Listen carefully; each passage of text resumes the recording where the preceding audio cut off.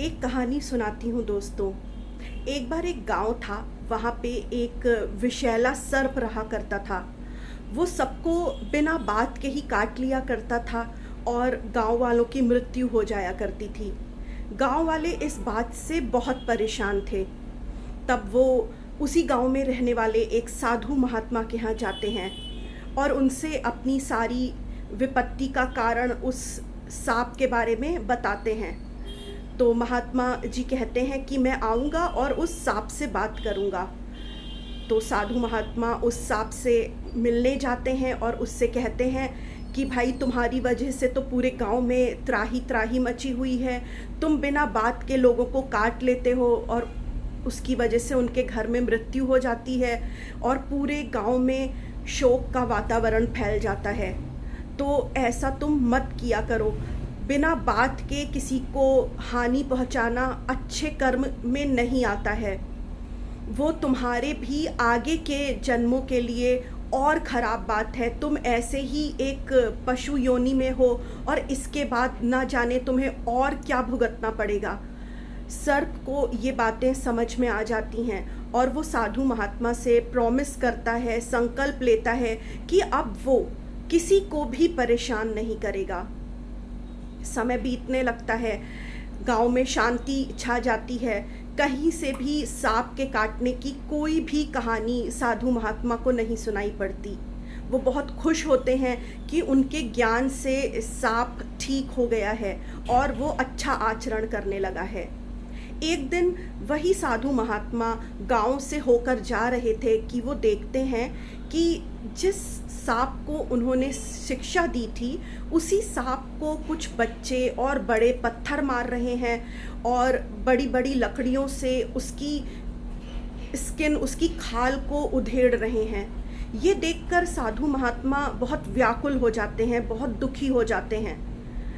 फिर वो उसी सांप के पास शाम को जाते हैं और कहते हैं कि मैंने आज देखा कि लोग तुम्हें परेशान कर रहे थे, फिर भी तुम शांत बैठे थे, तुम उन्हें ये सब करने से मना नहीं कर रहे थे। तो वो सांप कहता है कि साधु जी, आपने ही तो मुझे सिखाया था कि मुझे शांत रहना है, किसी को हानि नहीं पहुंचानी है, किसी को काटना नहीं है। तो साधु महात्मा उस सांप से कहते हैं कि भैया, मैंने तुमसे कहा था कि बिना बात के किसी को नहीं काटना है, पर वो तो तुम्हें परेशान कर रहे थे, उसके बावजूद तुम कोई रिएक्शन नहीं दे रहे थे। तो मैंने ये नहीं कहा कि जब लोग तुम्हें परेशान करें तो तुम उन्हें काट लो, पर तुम फुफकार तो मार सकते हो, तुम हिस तो कर सकते हो उनको डराने के लिए। तुम अपनी वो स्ट्रेंथ कैसे भूल गए कि तुम्हारी फुफकार से ही, तुम्हारे हिस करने से ही लोगों के अंदर वो डर बैठ जाएगा कि वो तुम्हें परेशान करना छोड़ देंगे। इसके लिए ये ज़रूरी नहीं है कि तुम उनको काटो। वो ये कहते हैं कि अगर तुम्हें खुद को बचाना है लोगों से जो तुम्हें प्रताड़ित कर रहे हैं, जो तुम्हें सता रहे हैं, तो ज़रूरी नहीं है कि तुम अपने जहर का उपयोग करो और उनको काटो। पर हाँ, तुम हिस तो कर सकते हो ना। वो हिस ही इतना बड़ा पावरफुल होगा कि वो उन लोगों को अब तुम्हारी हेल्दी बाउंड्रीज को क्रॉस नहीं करने देगा। तो सांप को ये बात समझ में आ जाती है।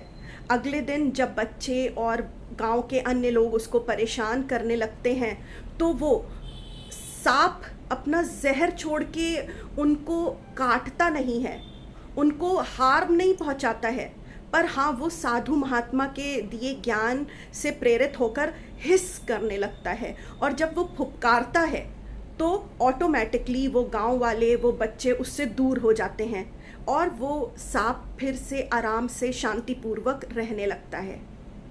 तो इस कहानी से हमें ये सीख मिलती है दोस्तों कि अगर आपकी लाइफ में भी कुछ ऐसे लोग हैं जो आपके द्वारा बनाई गई हेल्दी बाउंड्रीज को क्रॉस करते हैं, आपको ट्रिगर करते हैं, तो ज़रूरी नहीं है कि आप अपना रुद्र रूप उन्हें दिखाइए, पर अपना स्ट्रेंथ वाला, अपना स्ट्रॉन्ग एटीट्यूड तो आप उन्हें दिखा के उनको अपनी हेल्दी बाउंड्रीज ना क्रॉस करने की चेतावनी तो दे ही सकते हैं। इस कहानी से अगर आपको कोई भी गाइडेंस मिली हो दोस्तों, तो चैनल को लाइक कर दीजिएगा, शेयर कर दीजिएगा और सब्सक्राइब कर दीजिएगा। और याद रखिए कि आप जब तक अपनी हेल्दी बाउंड्रीज़ को बचा के रखेंगे, लोगों को क्रॉस नहीं करने देंगे, तब तक आपकी लाइफ फोर्स, आपकी लाइफ एनर्जी आप तक ही सीमित रहेगी। अदरवाइज़ वो जितने लोग आपकी हेल्दी बाउंड्रीज़ को क्रॉस करेंगे, वो उसको वैम्पायर्स की तरह सक कर लेंगे। तो बहुत ज़रूरी है दोस्तों कि इन हेल्दी बाउंड्रीज़ की रक्षा की जाए। ज़रूरी नहीं है कि लड़के या डायरेक्ट कॉन्फ्रंटेशन से, लेकिन एक हल्के से स्ट्रिक्ट एटीट्यूड के साथ आप लोगों को ये संदेश दे सकते हैं कि no, you can't cross the healthy boundaries that I have made to protect myself. Thank you.